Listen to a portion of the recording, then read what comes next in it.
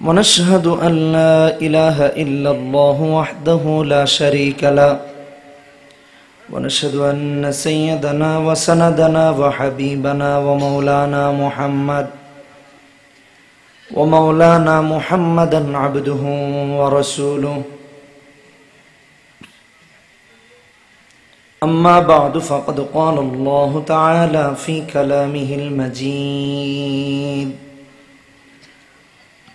وفي فرقانه الحميد. أعوذ بالله من الشيطان الرجيم.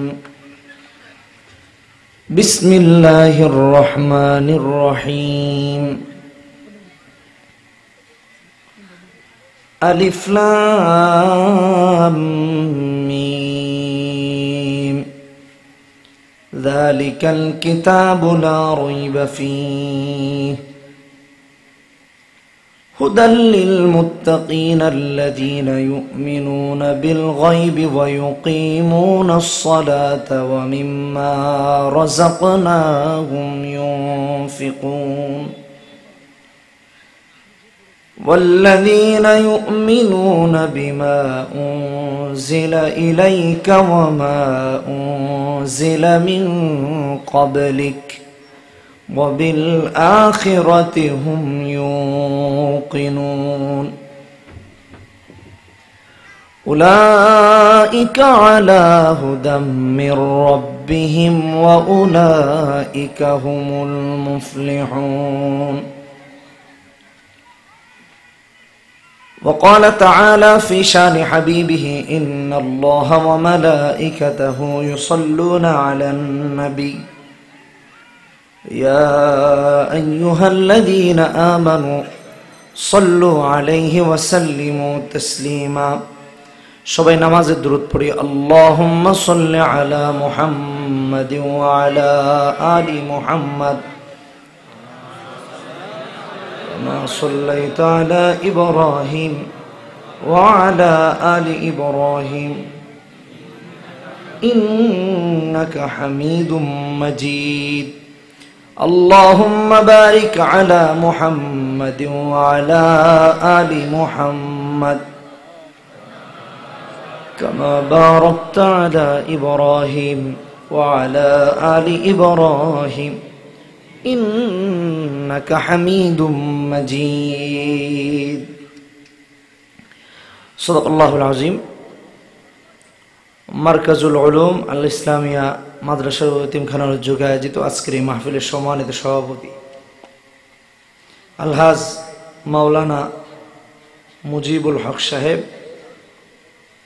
প্রতিষ্ঠাতা সভাপতি অত্র মাদ্রাসা, দীর্ঘ সময় আলোচনা করেছেন আল্লামা মুফতি ইউসুফ কাসেমি সাহেব হুজুর, মুহতামিম আশরাফুল উলুম দাগনভূঞা মাদ্রাসা। কোরআনে কারীমের একটি সূরার আংশিক তিলাওয়াত করেছি।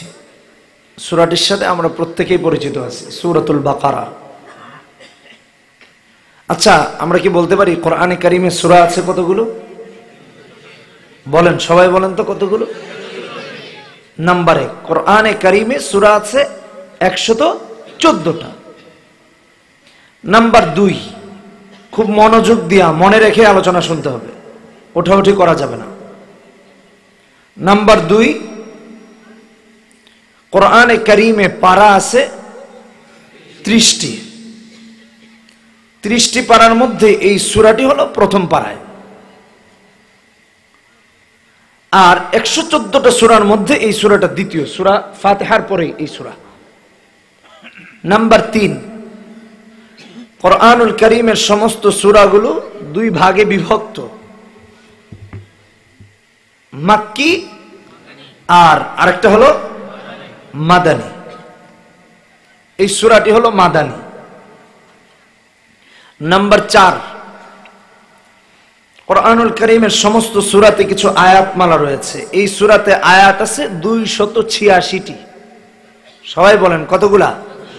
জিজ্ঞেস করব কিন্তু পারতে হবে। 286টি। এই 286টা আয়াত গঠিত হয়েছে 6221টা বাক্য ধারা। বলেন কতগুলা? শব্দ বলতে পারেন। নাম্বার 6,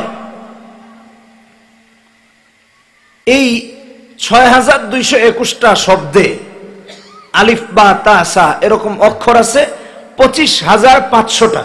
ইবনে কাসির রহমতুল্লাহ আলাইহি এটাই বলেছেন। নাম্বার 7, কোরআনুল কারীমের প্রত্যেকটা সূরার জন্য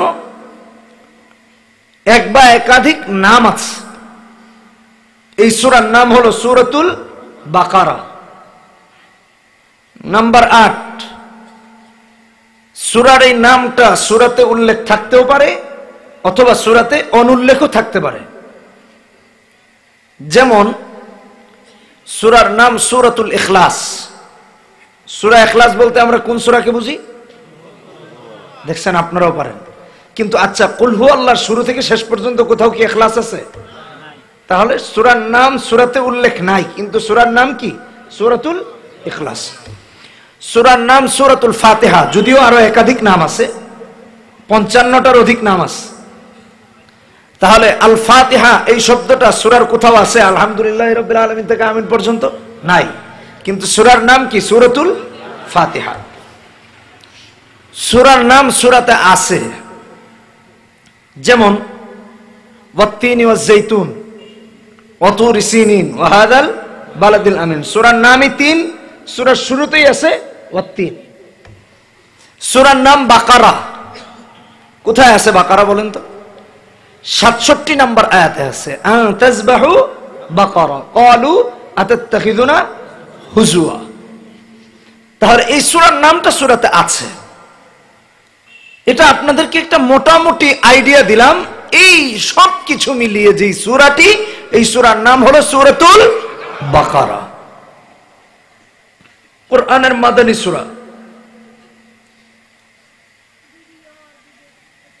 কেন এইভাবে বলছি?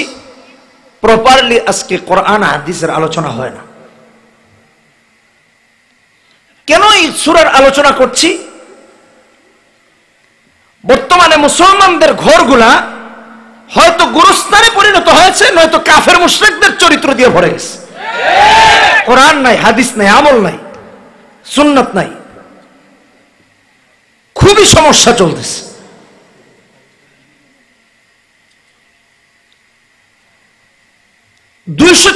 টি আয়াত, কি মহত্ব আছে কোরআনে কারীমের এই সূরার? কেন এটা আলোচনা করতে গেলাম? সংক্ষিপ্ত আকারে বলবো, রাত অনেক বেশি হয়ে গেছে। মুসলিম শরীফের 1910 নম্বর হাদিসে হুজুর বলেন, ইকরাউজ জাহরাওয়াইন। বুঝেন নাই? দুইটা উজ্জ্বল সূরা, এটা তোমরা পড়ো। সেটা কি? আলে ইমরান এবং সূরা বাকারা।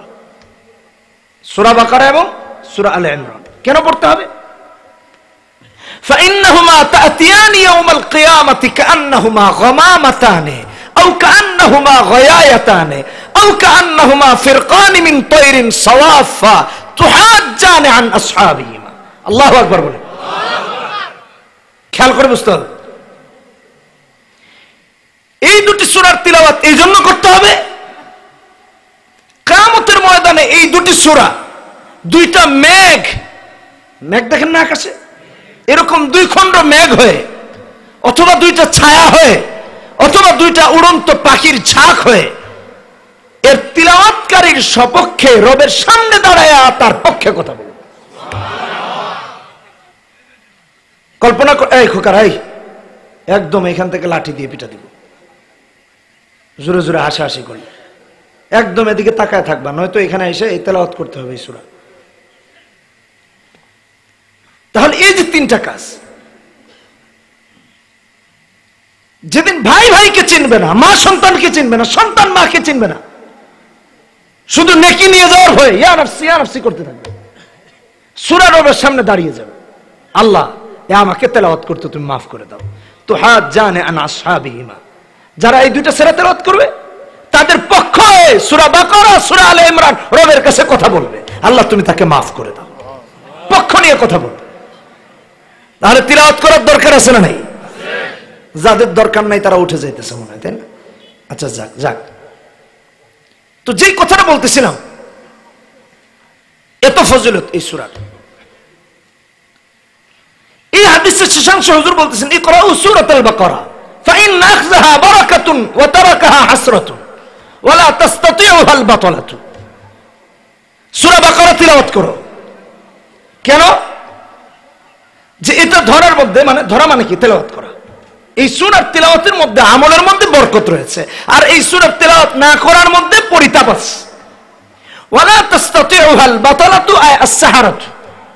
আর এই সূরা যারা তেলাওয়াত করবে, সূরা বাকারা, তাদেরকে জাদু, মন্ত্র, কুফরি কোনো কিছু স্পর্শ করতে পারবে না, অনুসরণ করতে পারবে না। আল্লাহু আকবার বলেন। এখনকার ইয়াং জেনারেশন থেকে নিয়ে মা বোনরা হুজুরের কাছে গিয়া, হুজুর গরম তাবিজ দেন। বলে গরম তাবিজ কেন? রাতে লাফায় উঠি। কিছুদিন আগে কমিশনার সাহেব আমাকে বলতেছেন, হুজুর একটা গরম তাবিজ দিতে হবে আমার। আমি বললাম, ভাই আমি তো তাবিজ পারি না। আর তাবিজ দিতে হবে কেন? সবচেয়ে বড় তাবিজ আপনাকে দিই, আপনি সূরা বাকারা তেলাওয়াত করবেন, শেষ 2 আয়াত রাতে তেলাওয়াত করবেন, আয়াতুল কুরসি তেলাওয়াত করবেন, ইনশাআল্লাহ সব ঠিক হয়ে যাবে। হুজুর রাতের বেলা একসাথে আমিও লাভ দেই, আমার বউও লাভ দেয়, বাচ্চা কাচ্চাও লাভ দেয়, একা একজন না, সবাই লাফায়। কোন তো কি বিপদে আছি। তা আমি এই আমলগুলো শিখাই দিলাম। এখন গরম তাবিজ খুঁজে, কিন্তু গরম আমল খুঁজে না। কি বলেন ঠিক কেন? পাবলিক কি চালাক, চিন্তা করছেন? আমল করতে হলে তো পড়তে হবে, আর তাবিজ হলে ঝুলে এরকম, এটা খাইলেও আছে, না খাইলেও আছে, পড়লেও আছে, না পড়লেও আছে। বড় তাবিজ আপনাদের দিয়ে দিচ্ছি, সূরা বাকারার তেলাওয়াত করবেন, আল্লাহ কবুল করুন, বলেন আমিন। করবেন না ইনশাআল্লাহ? এই সূরার শেষে 2টা আয়াত আছে, 85 আর 86 নম্বর আয়াত। আমানার রাসূলু বিমা উনজিলা ইলাইহি মির রাব্বিহি ওয়াল মুমিনুন কুল্লুন আমানা বিল্লাহি ওয়া মালাইকাতিহি ওয়া কুতুবিহি ওয়া রুসুলিহি লা নুফাররিকু বাইনা আহাদিন মির রাসূলি, শেষ পর্যন্ত 2টা আয়াত। মুসলিমের হাদিস 1914 নম্বর হাদিসে হুজুর বলেন, আল আয়াতানি মিন আখির সূরাতিল বাকারা মান ক্বারাহুমা ফি লাইলাতিন কাফাতা। যে সূরা বাকারার শেষ 2টি আয়াত আছে, এই 2টি আয়াত রাতের বেলা যে তিলাওয়াত করবে, তার নিরাপত্তার জন্য আল্লাহ তাআলা ওই 2টা আয়াতকে যথেষ্ট করে দেন। এত আস্তে সুবহানাল্লাহ। কি গুরুত্বপূর্ণ আলোচনা হইতেছে, এগুলো তো সচরাচর আলোচনা হয় না। আমলের কথা বলতেছি। কেন মাদ্রাসায় বাচ্চাকে পড়াবেন? কেন আলেম হওয়া দরকার? কেন কোরআন পড়তে শেখা দরকার? নিজের প্রোটেকশনের জন্য। আরো বলতেছি, এই কি হাদিসের মধ্যে এই হাদিস, এই ব্যাপারে রাসূল আরেকটা হাদিস আসছে বুখারীর মধ্যে 5009 নম্বর হাদিস, মান ক্বারা বিল আয়াতাইনি মিন আখির সূরাতিল বাকারা ফি লাইলাতিন কাফাতা। বুখারীর হাদিস আসছে যে রাতের বেলা এই 2টা আয়াত তিলাওয়াত করবে, এই 2টো আয়াতকে আল্লাহ তাআলা তার নিরাপত্তার জন্য যথেষ্ট করে দেন। পড়বেন না ইনশাআল্লাহ? এখন মুসলমানের ঘর তো গুরুস্থান হয়ে গেছে। আগে আমি মাদ্রাসায় পড়েছি যখন, আমার বাবাও আলেম, বড় কাটরা মাদ্রাসা ঢাকার, যেটাকে উম্মুল মাদারিস বলেছি না। আব্বু তো ওখানে প্রায় 48 বছর যাবত আছেন, পীর হুজুর রহমাতুল্লাহ আলাইহির আমল থেকে, ওখানে মিশকাত দৌরা পড়ে। তো আমাদের একটা চিন্তা থাকতো, হিফজখানায় যখন পড়তাম, যারা পড়েছেন হাফেজ হয়েছেন তারা বুঝবেন, মনের মধ্যে খুব আশা থাকতো যে হিফজখানা খালি পড়া, ওই ভোর রাতে উঠা থেকে পড়া, রাত 10টা 9টা পর্যন্ত পড়া। তো সারা 3 মাস 4 মাস খালি মনে মনে স্বপ্ন লালন করতাম যে বাড়িতে গিয়ে 1 সপ্তাহ জনমের মতো ঘুমাবো। ঘুমের টাইম নেই তো, ফজরের আগে উঠতে হয়, পড়তে হয়, তো ঘুম নাই। তো তখন তো অনেক ছোট, 8, 9, 10 বছরের কথা বলতেছি। স্বপ্ন দেখতাম মাগার বাড়িতে গেলে আর ঘুমানোর সুযোগ হইতো না। কেন? আব্বু ওই যে হুজুর তো ফজরের পরে পাশের রুমে বসে হুমকির চুটে ঘুম সব জানালা দিয়ে পালাইতো। মায়ের সাথে আমরা সব ভাই বোন ফ্রি, কিন্তু বাবার সামনে এখনো দাঁড়ায় কথা টথা কইতে গেলে পাপু কাঁপে, এই অবস্থা আর কি। তো বাড়িতে অনেক স্বপ্ন নিয়ে যেতাম যে ঘুমাবো, মাদ্রাসায় তো ফজরের পরে ঘুমাইতে পারি না। আর যারা মাদ্রাসায় পড়েছেন বা যারা এমনও আছেন তারা জানেন ফজরের পরের ঘুমে একটা আরামই আলাদা, যদিও এটা ঠিক না, এটা স্বাস্থ্যসম্মত না। ফজরের পরে হাঁটা চলা বাতাস এটাই উপকারী, কিন্তু একদিনও ঘুমানো যেত না। পড়তে হতো সূরা ইয়াসিন, তারপরে কমপক্ষে এক পারা তেলাওয়াত করতে হতো। তাও তেলাওয়াত জোরে জোরে, এই রুমে করব ওই রুমে আওয়াজ যাইতে হবে, যদি খালি আওয়াজ না শোনা গেছে এই বাপ রে বাপ আবার তেলাওয়াত শুরু। বুঝেন নাই কথাটা? তো এটা কেন বললাম এই কথাটা, যে বর্তমানে আপনারা বের হবেন ফজরের নামাজ পড়ে, যেই ঘরের সামনে দিয়ে যাবেন হয়তো ফ্যানের আওয়াজ শুনবেন, নয়তো টিভির আওয়াজ শুনবেন। মুসলমানের ঘরে এখন কোরআন কারীমের তেলাওয়াত নাই, না সূরা ইয়াসিনের তেলাওয়াত আছে, না সূরা বাকারার তেলাওয়াত আছে, না কোরআন কারীমের তেলাওয়াত আছে। মুসলমানের ঘর এখন গুরুস্থানে পরিণত হয়েছে, নয়তো কাফের মুশরিকদের চরিত্র বাস্তবায়নের কেন্দ্রবিন্দু পরিণত হয়েছে। আমল নাই, কোরআন নাই, হাদিস নাই।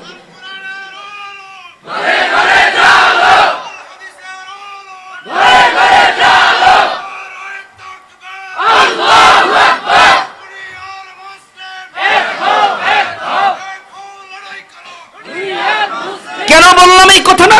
কথাটা বুঝতে পেরেছেন? আপনারা পরীক্ষা না করলে হুজুরদের জিজ্ঞেস করেন, ফজরের পরে ঘর থেকে বের হয়ে যাবেন, কেউ তিলাওয়াত, আরে তিলাওয়াত পড়বে কি?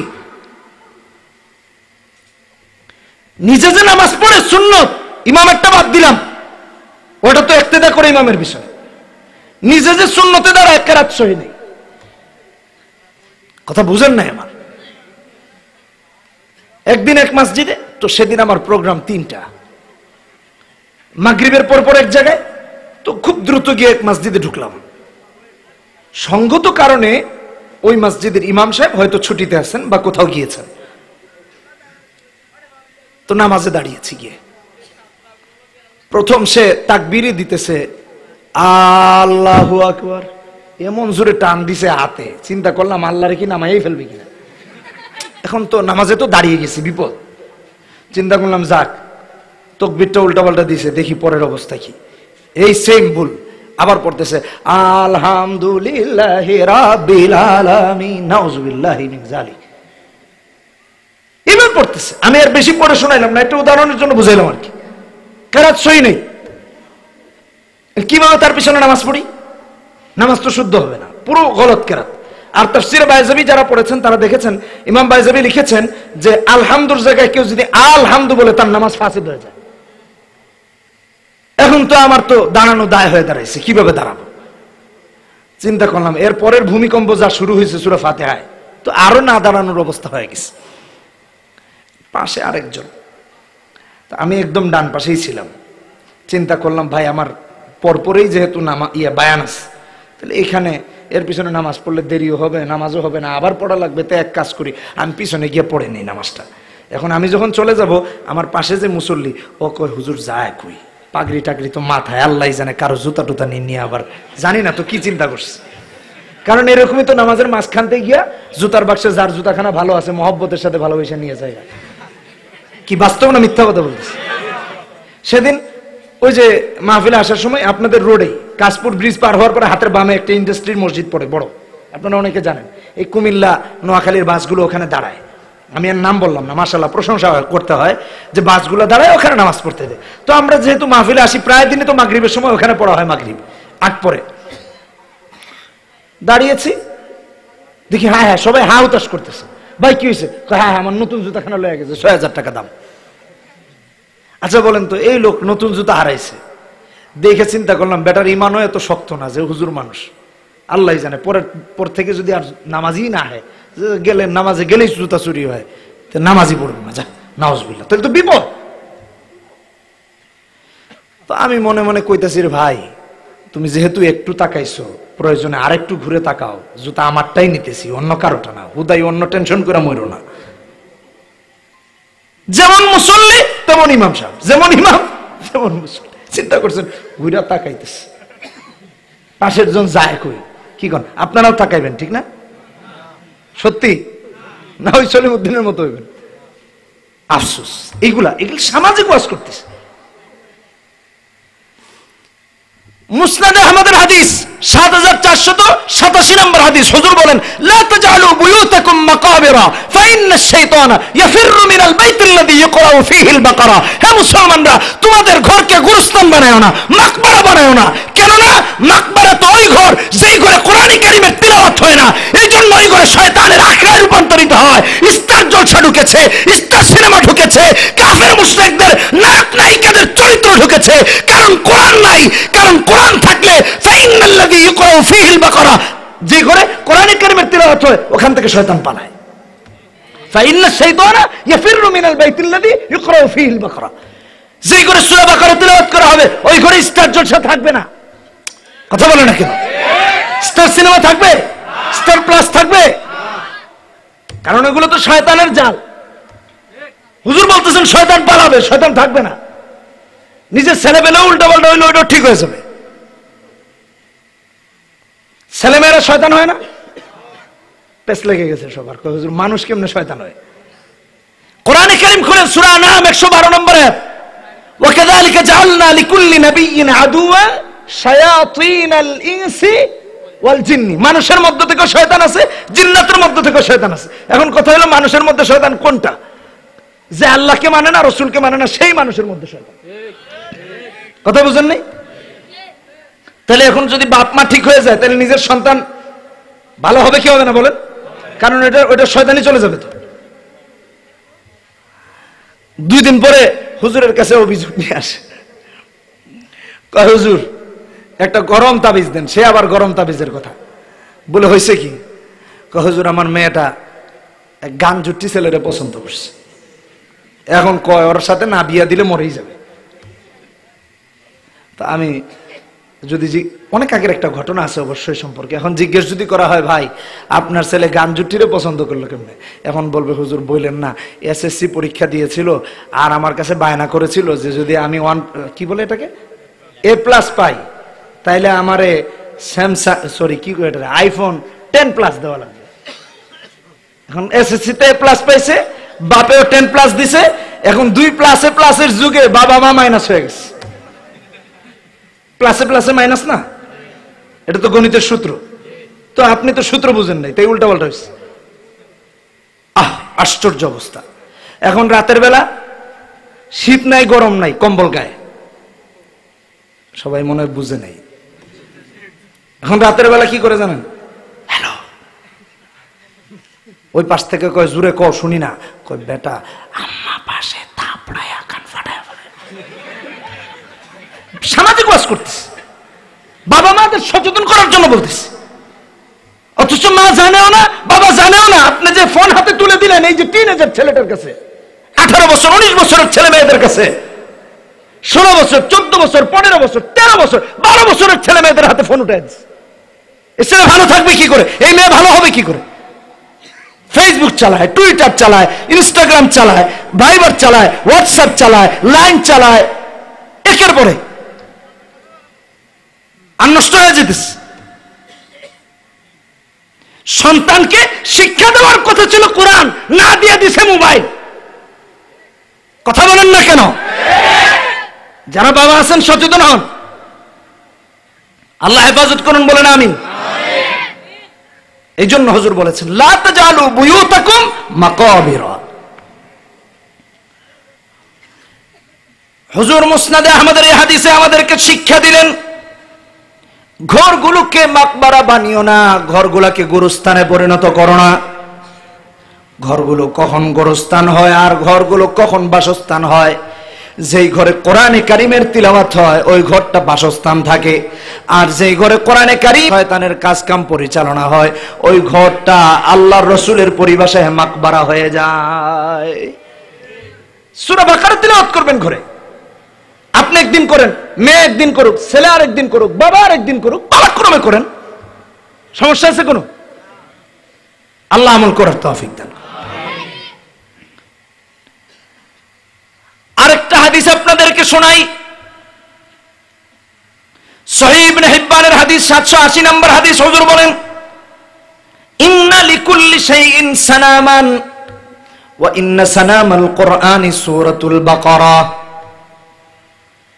মান ক্বারাআহা ফি বাইতিহি লাইলান লাম ইয়াদখুলিশ শাইতানু বাইতাহু সালাসা লায়ালিন ওয়া মান ক্বারাআহা ফি বাইতিহি নাহারান লাম ইয়াদখুলিশ শাইতানু বাইতাহু সালাসাতা আইয়ামিন। প্রত্যেকটা জিনিসের একটা উঁচু স্থান থাকে, উঁচু একটা শিখর থাকে। কোরআনে কারীমের উচ্চ শিখরটা হলো সূরা বাকারা। হুজুর বলেন যেই ঘরে রাতের বেলা সূরা বাকারার তিলাওয়াত হয় 3 দিন পর্যন্ত শয়তান থেকে আল্লাহ ওই ঘরকে মাহফুজ করে দেন।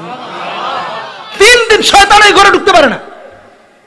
ওমান করাহা ফি বাইতিহি নাহারান লাম ইয়াদখুলিশ শাইতানু বাইতাহু সালাসাতা আইয়ামিন। দিনে তেলাওয়াত করলে 3 দিন শয়তান ওই ঘরে ঢুকতে পারে না। সুবহানাল্লাহ, কয়টা হয় না কি ব্যাপার? আপনারাও কি মকবরা হয়ে গেলেন নাকি? আওয়াজ টাওয়াজ করেন, করবেন তো ইনশাআল্লাহ। এই সূরা তেলাওয়াত করা যাবে? আল্লাহ সবাইকে আমল করার তৌফিক দান। আরো জোরে বলেন আমিন। অনেক ফজিলত। এই যে দেখেন রাতের বেলা চিল্লাচিল্লি করে, দিনের বেলা চিল্লাচিল্লি করে, ভয় পায়, কি করে না করে। অনেক লোককে দেখবেন তাদের সম্পদে বরকত নাই। কথা বুঝেন না? আমার সম্পদ কামাচ্ছে, টাকা আরে নাই হয়ে যায়, দোকানের মাল কই যায়, বরকত পায় না।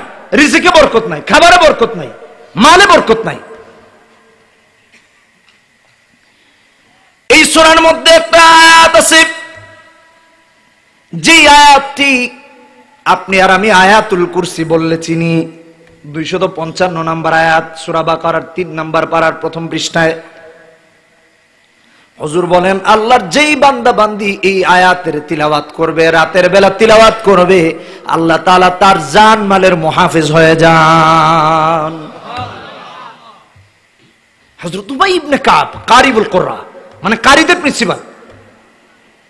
সাহাবীদের মধ্যে যারা কারী ছিলেন তাদেরও যিনি বড় মাপের কারী, উস্তাদ, কারিবুল কুররা যাকে বলা হয়। ওনার একটা খেজুরের থলে ছিল। কিসের? সবাইকে বলতে হবে কিসের? খেজুরের থলে। মানে কি? এটাতে খেজুর পূর্তি ছিল। তো উবাই ইবনে কাব দেখলেন প্রায় সময় এটা থেকে খেজুর নাই। ব্যাপার কি, খেজুর যায় কই? খেজুর তো আর হেঁটে হেঁটে যেতে পারে না যে পাওয়াস। উবাই ইবনে কাব একদিন রাতের বেলা পাহারা দিতে আরম্ভ করলেন যে খেজুর যায় কোথায় দেখবেন। জেগে জেগে পাহারা দিচ্ছেন। হঠাৎ করে দেখেন মানুষের মতো কে যেন এসে ওই পাত্রের ভিতরে হাত ঢুকাচ্ছে। উবাই ইবনে কাব থাবা দিয়ে হাত ধরে ফেললেন। তারপর তিনি বলতেছেন, হাতটাকে দেখলাম কুকুরের পায়ের মতো কিছুটা আমার কাছে লাগলো।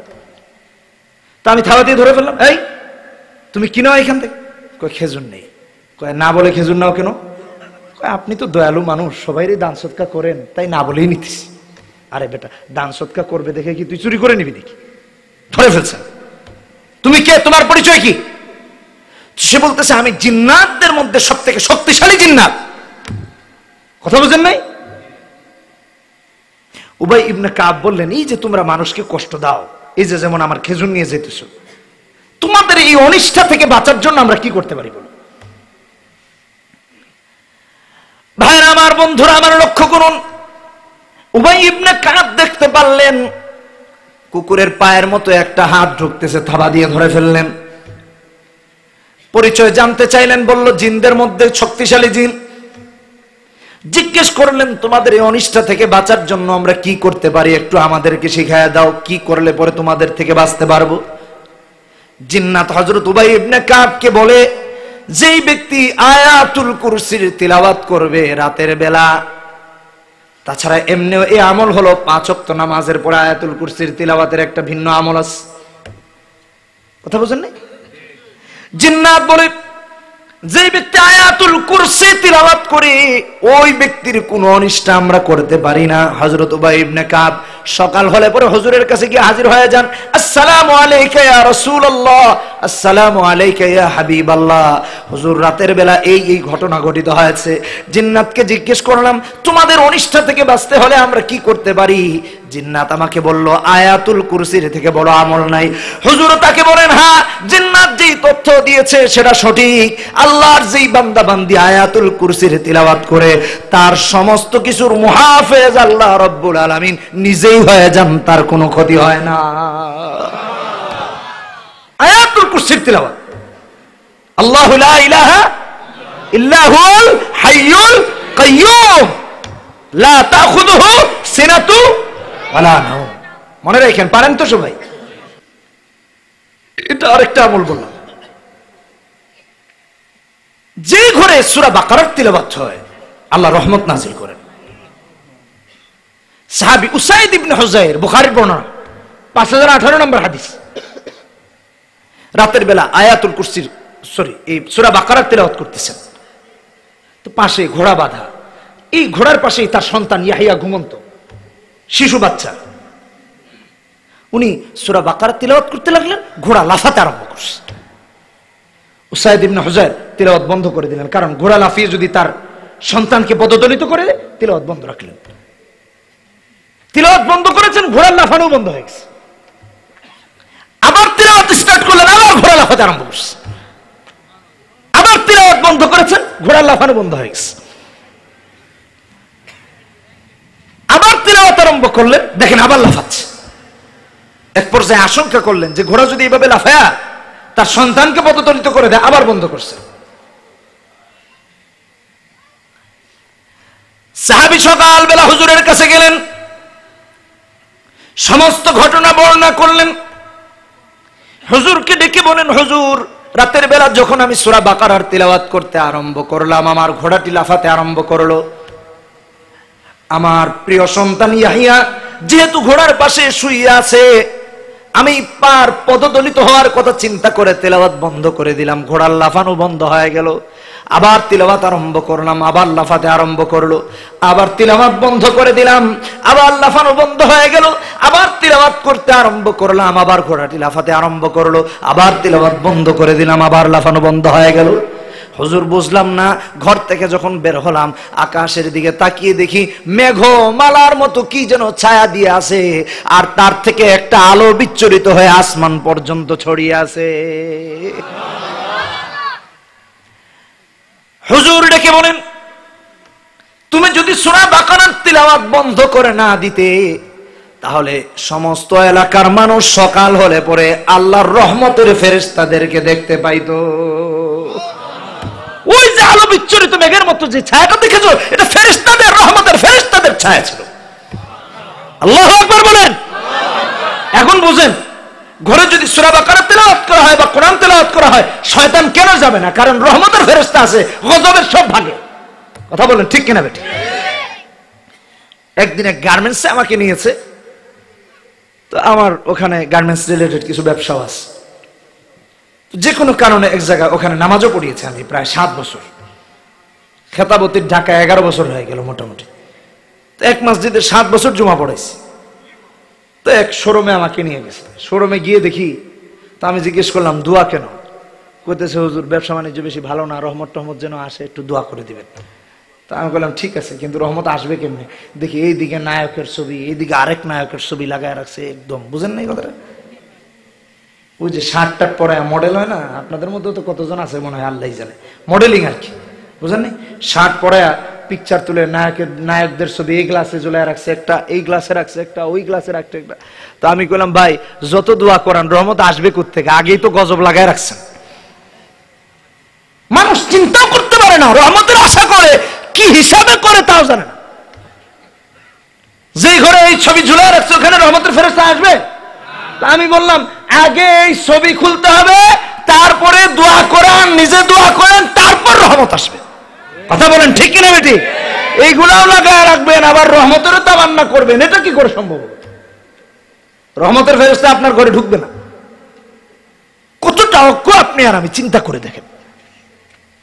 আল্লাহ আমাদেরকে হেফাজত করুন, বলেন আমিন। সচেতন হতে হবে, সচেতনতা নাই আজকে মুসলমানের মধ্যে। এই জন্য ঘরে ঘরে কোরআনে কারীমের তিলাওয়াত খুব জরুরি, খুব জরুরি, খুব বেশি পড়তে হবে, খুব বেশি করতে হবে। মাদ্রাসা শিক্ষার এই জন্য দরকার। ছেলে মেয়েকে, আমার কাছে আশ্চর্য লাগে, বাবাও কোরআন হাদিস সম্পর্কে কিছু জানে না, ছেলে সন্তানরাও কিছু জানে না। এত অজ্ঞ হলে কি হয়? এই সমাজের এই অবস্থা এখন। এই সূরার আরেকটা সবক, এই সূরাতে আরেকটা আয়াত আছে, এই যে 67 নম্বর আয়াত যেটা বললাম, আনতাজবাহু বাকারা ক্বালু আতাত্তাখিযুনা হুজওয়া ক্বালা আউযু বিল্লাহি আন নাকুনা মিনাল জাহিলিন। এখানে আপনার আমার প্রত্যেকের জন্য একটা সবক আছে। এই যুবক যারা আছো ভাই, খেয়াল করে শোনো, আমার দোস্ত মানুষেরা, আমিও যুবক, তারাও যুবক, একটু মনোযোগ দিয়ে শোনো। বর্তমান সমাজের আরেকটা সমস্যা, কোরআন হাদিস না জানার কারণে সব থেকে বেশি ইয়াং জেনারেশন অথবা কিশোররা বাবা মাকে কষ্ট দেয়। কথা বলে না। আপনারা পরীক্ষা করে দেখেন, বৃদ্ধাশ্রমে যান, কোন আলেমের মা বাবাকে দেখবেন না, কোন হাফেজে কোরআনের মা বাবাকে দেখবেন না। যত উচ্চ শিক্ষিত ওদের বাবা মাকে দেখবেন বৃদ্ধাশ্রমে রেখে আসছে। কথা বলেন ঠিক কিনা বেটা? এটার কারণ কি? আলেম। আল্লাহু আকবার। আলেম কয় টাকা বেতন পান?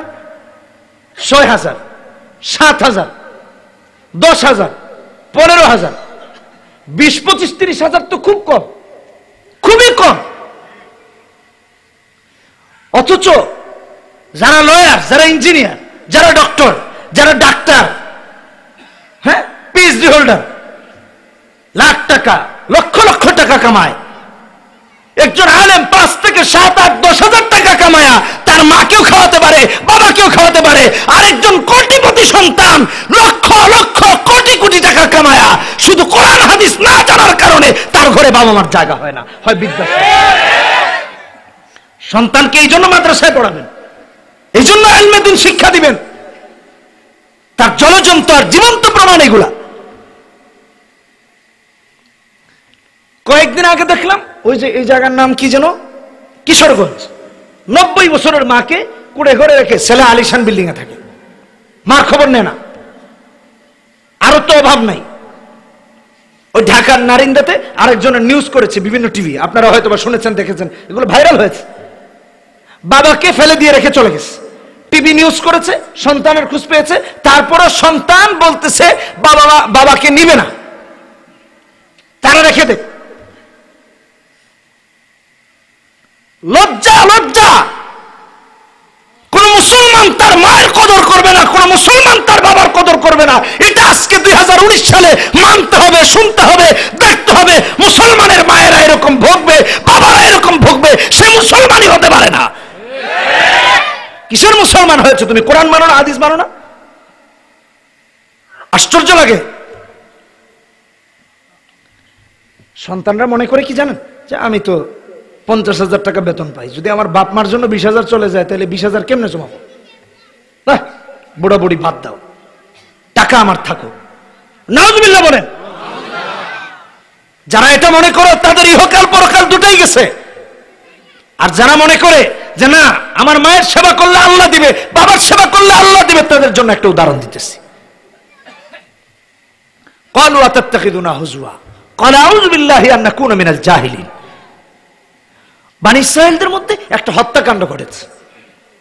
কোন কোন মুফাসসির, ইবনে কাসির রাহমাতুল্লাহ আলাইহি উভয়টা এনেছেন, মুস্তাদরাকে হাকিমের বর্ণনা এনেছেন, সুদ্দী রাহমাতুল্লাহ আলাইহির বর্ণনা এনেছেন।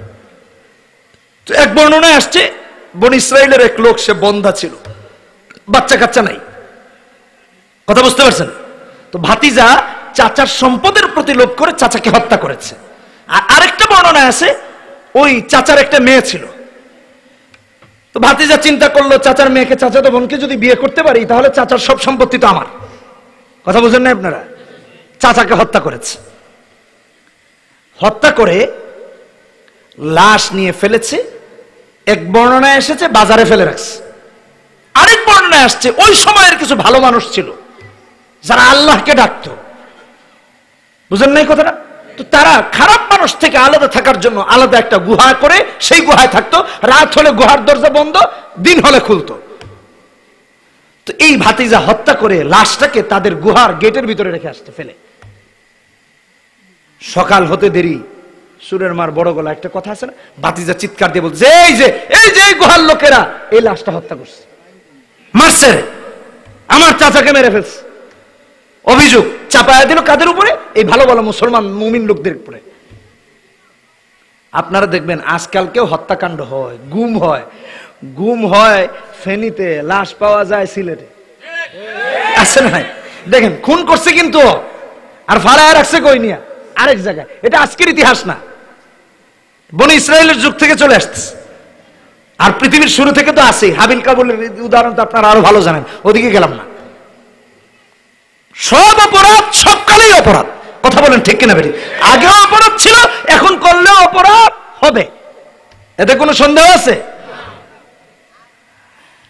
যাই হোক, এখন দুই দলের মধ্যে লাগলো মারামারি।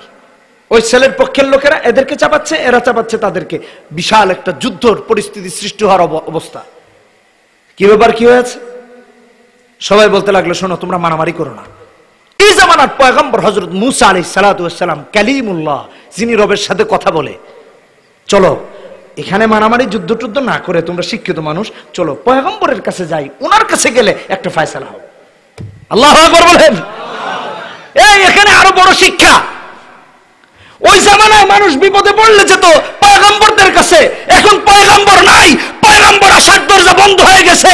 এখন পয়গম্বরের ওয়ারিস হক্কানি উলামায়ে কেরামগণ আছেন সমাজে, এলাকায়, বাড়িতে, বাহিরে, দেশে।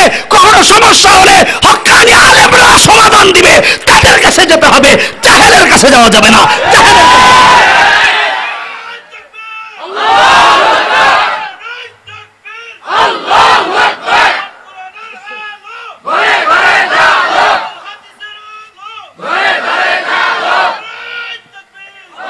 যেতে হবে কাদের কাছে?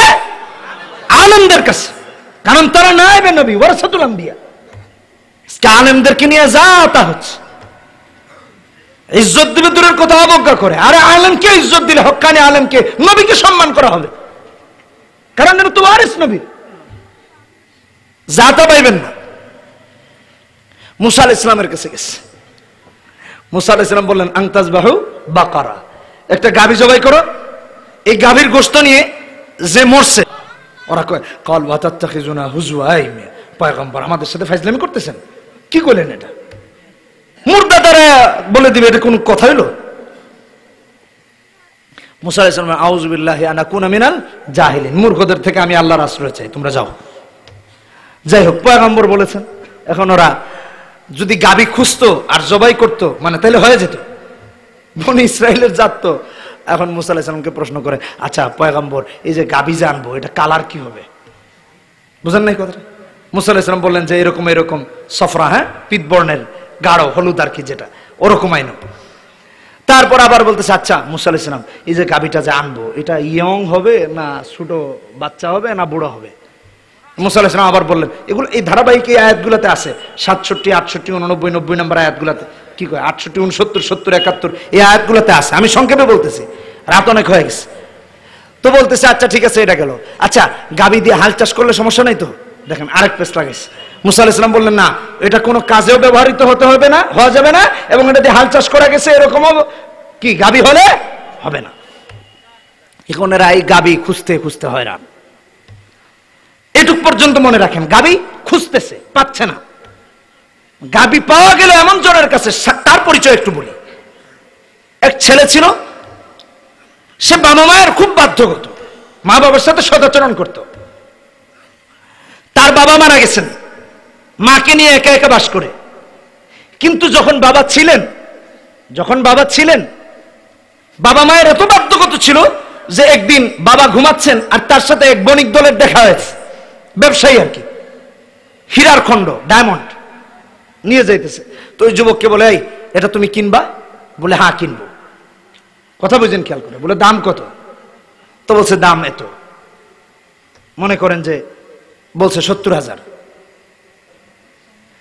তো বলতেছে, আচ্ছা ঠিক আছে, দাও, টাকা দাও, তোমার এটা কিনে নিয়ে যাও। কিনতে চাও? বলে হ্যাঁ কিনতে চাই। তো যুবক বলল যে আমার বাবা তো ঘুমাচ্ছেন। কি করতেছেন? ঘুমাইতেছেন। তোমাকে টাকা দিতে হলে বাবাকে ঘুম থেকে উঠাতে হবে, তারপর টাকা দিতে হবে। বললো আচ্ছা ঠিক আছে। যুবক বলে, একটু অপেক্ষা করো, আমার বাবাকে উঠাই, তারপর তোমাকে এটার দাম দিতেছি। গিয়ে দেখে বাবা ঘুমাচ্ছে। চিন্তা করলো যুবক, না, আমার বাবার ঘুমটা আমি ভাঙাতে পারি না, কষ্ট দিতে পারি না। বাবা যখন ঘুম থেকে উঠবে তখন টাকা দিব। বণিককে এসে জানাইলো। বণিক কয়, আরে না, দাম আরো কমায় দিব, 10,000 কম। যুবক কয়, না, 10,000 বাড়ায় দিব, কিন্তু আমার বাপকে কষ্ট দিতে পারবো, উনি উঠলে তারপর তোমাকে দিব। ও আবার আরো 10,000 কমাইছে। যুবক আরো 10,000 বাড়াইছে। কথা বুঝেন না? একদিকে বাড়াচ্ছে, একদিকে কমাচ্ছে। যুবকের কথা হলো, আমার বাবা যেহেতু ঘুমাচ্ছেন, আমি আমার বাবাকে কষ্ট দিতে পারি না। চিন্তা করে দেখেন। আর এই যুগের ছেলেমেয়েরা বাপ মারে কষ্টই দেয় না, পারলে মাইরাও ফেলে। কথা বলেন ঠিক কিনা বেটি? ভাইরা আমার, বন্ধুরা আমার, আল্লাহ রাব্বুল আলামিন এই যুবককে ওই গাভীটার মালিক বানায় দিয়েছেন। সুবহানাল্লাহ বললেন। এক পর্যায়ে তার বাবা মারা গেছে, শুধু মাকে নিয়ে খুব কষ্টে ছিল। এই অবস্থায় আল্লাহ তাআলা তার উপর খুশি হয়ে তার বাবা মায়ের প্রতি তার শ্রদ্ধা, ভালোবাসা, ত্যাগ, সদাচরণ দেখে আল্লাহ তাআলা তাকে এই গাভীটার মালিক বানায় দিলেন, যেই গাভীটা বনী ইসরাইলের ওই লোকেরা হত্যাকারীর সন্ধানে খুঁজে বেড়াচ্ছে। তো খুঁজতে খুঁজতে খুঁজতে খুঁজতে এসে দেখে, আরে এই ছেলের কাছে তো এই গাভী। বলে, ভাই এই গাভীটা আমাদের লাগবে। ছেলে কয়, না এটা দেওয়া যাবে না। কয়, ভাই তোমার 2টা গাভী দিব। কয়, তাও দেওয়া যাবে না। কয়, 3টা দিব। একটা নিব, দিব কয়টা? 3টা। কয়, না দেওয়া যাবে না। কয়, আরে ভাই 4টা দিব, 5টা দিব, 10টা পর্যন্ত। কয়, একটা গাভী দিবা আর তোমাকে 10টা দিব, তাও দিবা না? কয়, না দিব না। কয়, দূর মেয়ে রাখো।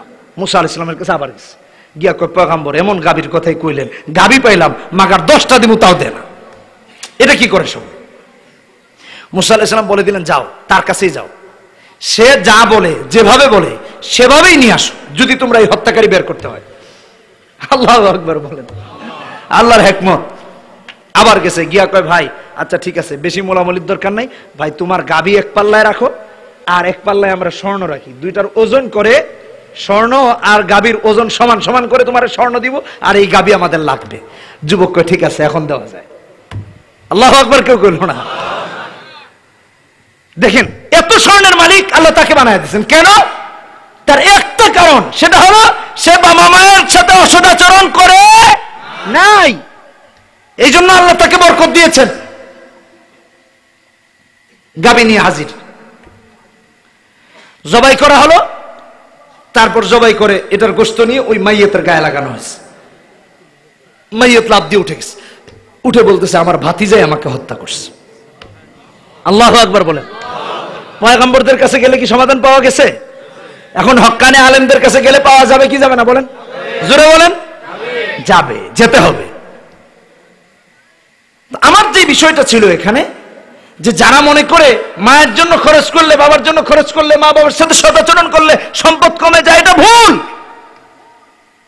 বরং যারা মায়ের জন্য, বাবার জন্য খরচ করে, আল্লাহ রাব্বুল আলামিন তাদেরকে হোটেল থেকে হোটেল দেন, এটা বুঝাও যায় না। কথা বলেন ঠিক কিনা বেঠিক? বাবা মায়ের দোয়া আল্লাহর কাছে কবুল। বুখারী শরীফের একটা হাদিস আপনাদেরকে শোনাই, 1206 নম্বর হাদিস। বনী ইসরাইলের আরেকজন আবেদ, জুরাইজ নাম, কি নাম? বড় আবেদ, নামাজ আদায় করতেছে। মা ডেকেছেন জুরাইজ, তিনি চিন্তা করলেন, আমি মায়ের ডাকে সাড়া দিব না দিব না, দ্বিধাদ্বন্দ্বে পড়ে গেছেন। তিনি দিলেন না। মা বলতেছে, বেশ্যা নারীর সাথে তোমার দেখা না হওয়া পর্যন্ত যেন মত না হয়, অভিশাপ দিয়ে দিয়েছেন। কি দিয়ে দিয়েছেন? অভিশাপ। কিছুদিন পর এক বেশ্যা নারী এসে হাজির, বাচ্চা কোলে নিয়ে। কয়, এটা জুরাইজের সন্তান। এলাকাবাসী রাগে ক্ষিপ্ত হয়ে জুরাইজের যে খানকা ছিল, ইবাদতগাহ ছিল, এটা ভেঙে চুরমার করে দিয়েছে। এত বড় বুজুর্গ মানুষ আমরা জানি, এখন তো তার নামে এই কুরোটনা, কি অবস্থা, মানা যায় না, ভেঙে চুরমার করে দিয়েছে। জুরাইজ নেমে আসলেন নিচে, আবার সেই মায়ের দোয়া, মা দোয়া করলেন, আল্লাহ জুরাইজকে হেফাজত করো। আবার মায়ের দোয়া, আল্লাহ তাকে হেফাজত করে দিয়েছেন। জুরাইজ নিচে নেমে আসলেন, কোলের বাচ্চাটার কাছে জানতে চাইলেন, তোমার বাবাকে? কোলের বাবাটা ডেকে বলে, কোলের সন্তানটা ডেকে বলে, না তুমি আমার বাবা না, বরং আমার বাবা তো হলো অমুক। লোকদের সামনে প্রমাণ হয়ে গেল জুরাইজ এই নারীর সঙ্গে কোনো খারাপ সম্পর্কে জড়িত হন নাই। মায়ের অভিশাপের কারণে বেশ্যা নারীর মুখ দেখা লাগছে, আবার সেই মায়ের দোয়ার কারণে আল্লাহ তাকে হেফাজত করেছেন। তার গায়ে লাগাবো, দেখবা সে দাঁড়ায় বলে দিবে তাকে কে মারছে। বাবার সেবা করবেন তো ইনশাআল্লাহ। আজকালকে খুব সমস্যা এটা নিয়ে, ছেলেগুলা বাচ্চাগুলা ভুলে গেছে তার মাকে, তার বাবাকে। এই মা পরের বাড়ি কাজ করে করে তার স্কুলের বেতন জুগিয়েছিল, আজকে যে বৃদ্ধাশ্রমে চলে গেছে তার কারণে। এই বাবা রিক্সা ভ্যান চালিয়ে দিন মজুরি করে মাথার গাম পায়ে ফেলে দিয়া এই বাচ্চার মাদ্রাসায় পড়ার টাকা জোগাইছিল, এই বাচ্চাকে পড়াশোনা করাইছে, টিউশনির বেতন দিয়েছে। আজকে সে ওই মাকে সেই বাবাকে বৃদ্ধাশ্রমে দেয়। ভাবতে আশ্চর্য লাগে। আচ্ছা একটু চিন্তা করেন তো, যখন আপনি আর আমি মায়ের পেটে ছিলাম, এখানে সব মানুষ তো এমন না যে বাবা মায়ের বাধ্যগত। খারাপ লোকের অভাব আছে? বাবা মায়ের অবাধ্য লোকের ছেলেবেলের অভাব নাই। একটু খেয়াল করে শুনতে হবে।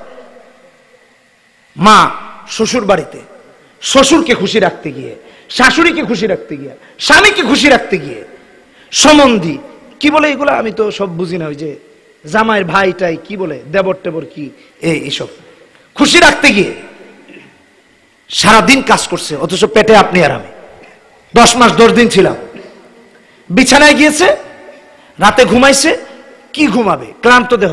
আপনি আর আমি একটা লাথি দিছি, মা সারা রাত বমি করতে করতে শেষ, ঘুমাইতে পারে নাই। আজকে এই মাকে বৃদ্ধাশ্রমে দিচ্ছেন, এই মায়ের সাথে বেয়াদবি করেন, টাকা জমায় রেখেছে, মার ইচ্ছা হয়েছে আমি এটা খাবো, মার ইচ্ছা হয়েছে আমি ওটা খাবো। ছেলে বলেছে মা আমি আপেল খাবো, আমি কমলা খাবো। বাবা মা নিজের খাওয়া বন্ধ করে দিয়া সন্তানকে খাওয়াচ্ছে। আজকে তুমি তার থেকে আড়াল করছো তোমার টাকা, তোমার সম্পদ। রবের কাছে জবাব দিতে হবে। এমন করবেন না। আমাদের মধ্যে এমন সন্তানের অভাব নাই। আমি নিজেও দেখেছি ছোটবেলা মাদ্রাসায় যখন যেতাম, আব্বু আম্মুকে যে টাকা দিতেন ওই টাকা থেকে একটা টাকা আলাদা করে রাখতেন। যখন মাদ্রাসায় যাওয়ার সময় হতো তো আব্বু তো নিয়ে বের হতেন, আবার আড়ালে গিয়ে ডাক দিতেন, ডাক দিয়ে নিয়ে পকেট থেকে বা ওই যে যেখানে টাকা রাখতেন সেখান থেকে বের করে হাতে দিয়ে বলতেন বাবা যা দুধ খাইস, ডিম খাইস, তোর আব্বু যেন না দেখে, লুকায় রাখ। কি আপনাদের সাথে এরকম ঘটনা ঘটে নাই? কি বলেন এটা? আজকে যেই মায়ের সেবা করার দরকার ছিল তাকে কষ্ট দিতেছেন কোন হিসাবে? কয়েকদিন আগে এক ফ্যামিলি থেকে আমার কাছে বিচার দিচ্ছে, মা ওই বেদানা, কি বলে এটাকে, বেদানা, এটার আরেক নাম কি, ডালিম, খেতে খুব পছন্দ করে। মজার বিষয় হলো এই বেদানাটা তার বউ খাইতেও পছন্দ করে, মানে ওই ছেলেটা। তো ছেলেটা চিন্তা করে মার জন্য আনবো, বউর জন্য আনবো, তা না করে বউর জন্য লুকায় লুকায় এনে ভিতরে নিয়ে বউকে দেয়, কিন্তু মার জন্য আনে না। একটা মা এই জিনিসটা দেখার পরে জীবিত থাকা সম্ভব? কি আজীব! সূরা বাকারা খুলেন 215 নম্বর আয়াত, ইয়াসআলুনাকা মাযা ইউনফিকুন কুল মা আনফাকতুম মিন খায়রিন ফালিল ওয়ালিদাইনি ওয়াল আকরাবিন। সাহাবায়ে কেরাম রাসূলকে জিজ্ঞেস করছেন, হে আল্লাহর রাসূল আমরা কোন খাতে টাকা ব্যয় করব, কোন খাতে খরচ করব? প্রথম যেই খাত সেটাই বলছেন তোমার বাবা মার জন্য খরচ। ফালিল ওয়ালিদাইন, মায়ের জন্য, বাবার জন্য। একদিন ফ্লাইটে যাচ্ছি কক্সবাজার, বিমানে উঠেছি, তো এক লোক এসে জড়ায় ধরছে, হুজুর আমি আপনার অনেক বড় ফ্যান, আপনার বয়ান শুনি। ওকে, ভালো কথা। তো হুজুর আমার পাশে বসছে, ফ্লাইটের সিটও খালি। তো আমি বললাম ভাই কোথায় যেতেছেন? কয় হুজুর কোয়েন না, জ্বালা যন্ত্রণায় বউরে নিয়ে কক্সবাজার যাইতে হইতেছে। তা আমারে আবার লুকায় টিপা টিপা আমার হাতে টিপ দিয়ে বলতেছে, হুজুর একটু আস্তে আস্তে শুনেন, বউটার জ্বালায় শান্তিতে নাই, আমার মা অসুস্থ, কিন্তু তাকে আমার কক্সবাজার নিয়ে যেতে হইতেছে। মা অসুস্থ, তাকে নিয়ে আমার কোথায় যেতে হচ্ছে? কক্সবাজার। আচ্ছা ওই মহিলার কি মা নাই? তার বাবা নাই? প্রত্যেকে যদি প্রত্যেকের বাবার কথা চিন্তা করে তাহলে আর এমনটা হবে না। সে দুঃখ বলতেছে। আজকে অনেক ছেলে মেয়েরা আছে, মেয়েরা তাদের স্বামীকে নিয়ে অনেক কিছু করে, স্বামীরা তাদের স্ত্রীকে নিয়ে অনেক কিছু করে, সন্তানদের নিয়ে করে, অথচ বৃদ্ধা মাকে কুড়ে ঘরে ফেলে রাখে, একটু দেখে না, ঔষধের টাকা দেয় না, চালের টাকা দেয় না, তরকারি কেনার টাকা দেয় না, শহরেও নেয় না। এমন এক ছেলের ব্যাপারে বিচার আছে, সে গুলশানে থাকে, বড়ালিতে থাকে, বিশাল অট্টালিকায় থাকে, তার বাবা মাকে নেয় না। কেন নেয় না? তার বন্ধু বান্ধবদের সামনে এই গরিব মার চেহারা কি করে দেখাবে? মা কালো, চেহারা কুচকে গেছে, স্মার্ট না, সে এখন স্মার্ট হয়েছে। বেয়াদব, বেয়াদব।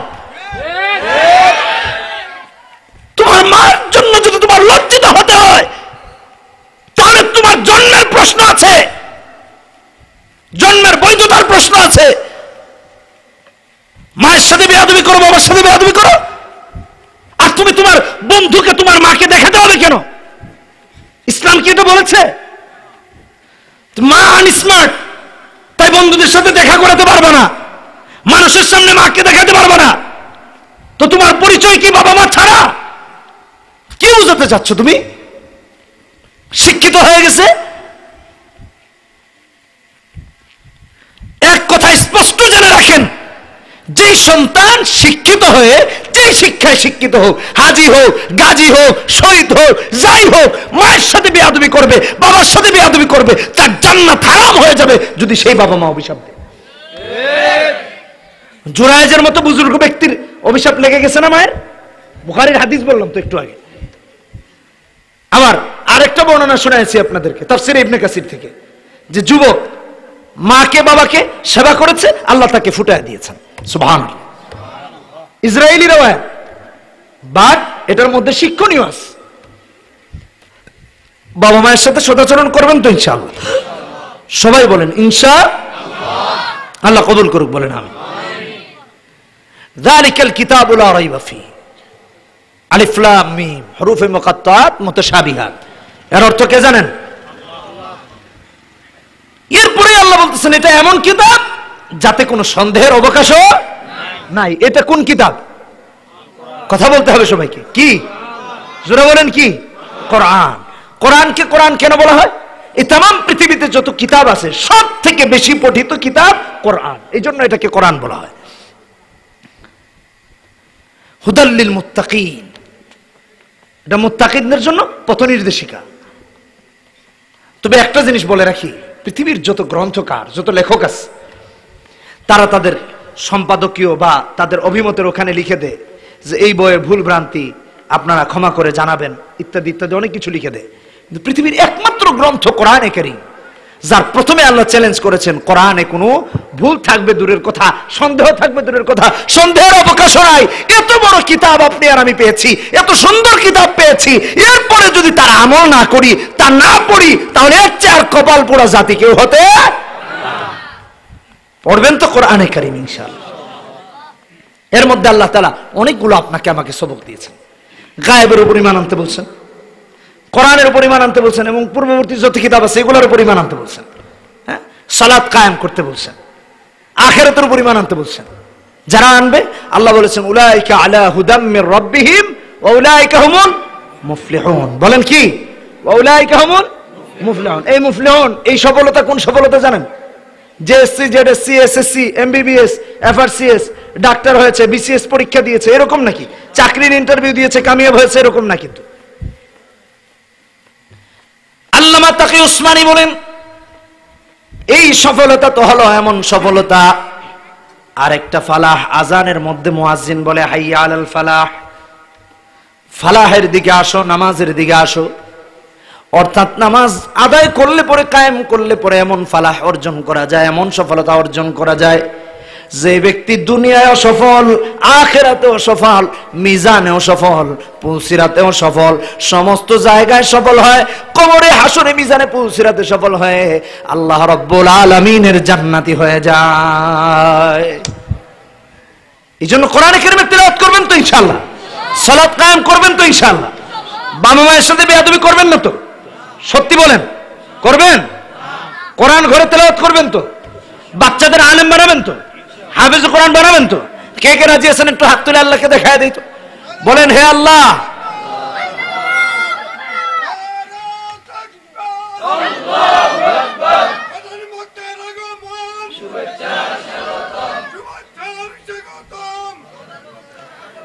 সবাই হাত তুলে বলি হে আল্লাহ, আজ থেকে ওয়াদা করছি মৃত্যু পর্যন্ত কোরআন সুন্নাহ অনুযায়ী চলবো। হে আল্লাহ, আমাদের এই ওয়াদা মৃত্যু পর্যন্ত বাস্তবায়ন করার তৌফিক দান করেন। বলেন আমিন। হাত নামান, পড়ুন আস্তাগফিরুল্লাহ, ইন্নাল্লাহা গফুরুর রহিম, লা ইলাহা ইল্লাল্লাহু। اللهم صل على محمد وعلى آله وأصحابه وبارك وسلم ربنا ظلمنا أنفسنا وإن لم تغفر لنا وترحمنا لنكونن من الخاسرين ربنا آتنا في الدنيا حسنة وفي الآخرة حسنة وقنا عذاب النار رب ارحمهما كما ربياني صغيرا رب ارحمهما كما ربياني صغيرا رب ارحمهما كما ربياني صغيرا رب العالمين গুনাহের বোঝা মাথায় নিয়ে তোমার শাহী দরবারে হাত তুলেছি। আল্লাহ আমাদের আজকের মাহফিলকে তুমি কবুল আর মঞ্জুর করে নাও। আল্লাহ এই মধ্য রজনী পর্যন্ত যারা আলোচনা করেছেন সবাইকে তুমি কবুল আর মঞ্জুর করে নাও। আল্লাহ এই মাদ্রাসার প্রতিষ্ঠাতা সভাপতিকে তুমি কবুল আর মঞ্জুর করে নাও। আল্লাহ আজকের এই মাহফিলে আমন্ত্রিত অতিথিবৃন্দদেরকে তুমি কবুল আর মঞ্জুর করে নাও। সমস্ত হক্কানি উলামায়ে কেরামদেরকে কবুল আর মঞ্জুর করে নাও। আল্লাহ দূর দূরান্ত থেকে যারা এসেছে তাদেরকে তুমি কবুল আর মঞ্জুর করে নাও। আল্লাহ মাহফিলে আসার প্রত্যেকটা কদমকে তুমি নাজাতের জরিয়া হিসেবে কবুল করে নাও। রব্বুল আলামিন আমরা যারা তোমার দরবারে হাত তুলেছি আমাদের অনেকের মা নাই, অনেকের বাবা নাই। আল্লাহ মা বাবা যাদের অন্ধকার কবরে শায়িত আছে, মায়ের কবর বাবার কবরকে তুমি জান্নাতের বাগান বানায়া দাও। রব্বুল আলামিন আমাদের যাদের বাবা মা বেঁচে আছেন নেক হায়াত দিয়ে দাও, হায়াতে তৈয়বা দিয়ে দাও, হায়াতে তৈয়বা দিয়ে দাও। আয় আল্লাহ এই মাদ্রাসাটাকে তুমি কবুল আর মঞ্জুর করে নাও। এই মাদ্রাসাটাকে তুমি কবুল আর মঞ্জুর করে নাও। তলবে ইলমদেরকে তুমি কবুল আর মঞ্জুর করে নাও। রব্বুল আলামিন আসাতিজায়ে কেরামকে তুমি কবুল আর মঞ্জুর করে নাও। হিতাকাঙ্ক্ষী শুভাকাঙ্ক্ষী যারা টাকা দিয়ে, শ্রম দিয়ে, পরামর্শ দিয়ে সহযোগিতা করেছেন কবুল আর মঞ্জুর করে নাও। রব্বুল আলামিন অনেক যুবকের আজকের এই মাহফিলের জন্য সহযোগিতা করেছে, দিনের পর দিন খেটেছে। আল্লাহ প্রত্যেকটা যুবককে হযরতে হাসান আর হুসাইন রাদিয়াল্লাহু তাআলা আনহুমার সাথে জান্নাতি বানায়া দিও। আয় আল্লাহ প্রবাসে যারা আছে প্রবাসের সমস্ত অসুবিধা দূর করে দাও, সুখ শান্তি প্রতিষ্ঠিত করে দাও, স্বামী স্ত্রীর মধ্যে জুলমিল মহব্বত পয়দা করে দাও। আল্লাহ অনেক যুবক যুবতী বিবাহের উপযুক্ত হয়ে আছে, সৎ পাত্র পাত্রীর ব্যবস্থা হচ্ছে না। আল্লাহ বাবা মা পেরেশানে আছে, তারাও পেরেশানি করছে। আল্লাহ নেককার পাত্র পাত্রীর ব্যবস্থা তোমার গায়বী খাজানা থেকে তুমি করে দাও। আল্লাহ এই মাহফিলটা, এই মাদ্রাসা মসজিদকে তুমি কিয়ামত পর্যন্ত চালু রাখো। রব্বুল আলামিন আমাদের দোয়াকে তুমি কবুল করো। রব্বুল আলামিন আমাদের দোয়াকে তুমি কবুল আর মঞ্জুর করে নাও। আল্লাহ আমাদের তরফ থেকে অসংখ্য অগণিত দুরুদ ও সালাম সোনার মদিনা রাসূল পাক সাল্লাল্লাহু আলাইহি ওয়াসাল্লামের রওজা মুবারকে পৌঁছে দাও। আল্লাহ এলাকার যারা কবরবাসী হয়ে গেছে মাফ করে জান্নাতবাসী বানায়া দাও। এলাকার ফলে ফসলে ব্যবসা বাণিজ্যে বরকত দিয়ে দাও। রব্বানা তাকাব্বাল মিন্না ইন্নাকা আনতাস সামিউল আলিম ওয়া তুব আলাইনা ইয়া মাওলানা ইন্নাকা আনতাত তাওয়াবুর রহিম। সুবহান রাব্বিকা রাব্বিল ইজ্জাতি আম্মা ইয়াসিফুন ওয়া সালামুন আলাল মুরসালিন ওয়ালহামদুলিল্লাহি রাব্বিল আলামিন। মুহাম্মাদুর রাসূলুল্লাহ। সুবহানাকাল্লাহুম্মা ওয়া বিহামদিকা আশহাদু আল্লা ইলাহা ইল্লা আনতা আস্তাগফিরুকা ওয়া আতুবু ইলাইক। বসেন। কে কইছে সবাই পারে? সবাই পারে না, শিখবেন। যারা পারেন না তারা শিখবেন, মাদ্রাসায় গিয়ে শিখবেন। আলেমদের তিলাওয়াত না হয় শোয়াইলেও আছে, জাগ্রত থাকলেও আছে। সহজ খুঁজে তো তাবিজে আপনি যাবেন কোন